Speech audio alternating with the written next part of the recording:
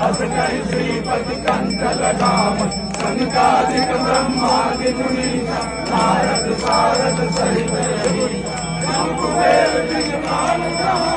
कवि गोविंद कहि सकै कहां तुम उपकार सुबह बड़ी कीना राम मिलाय राज।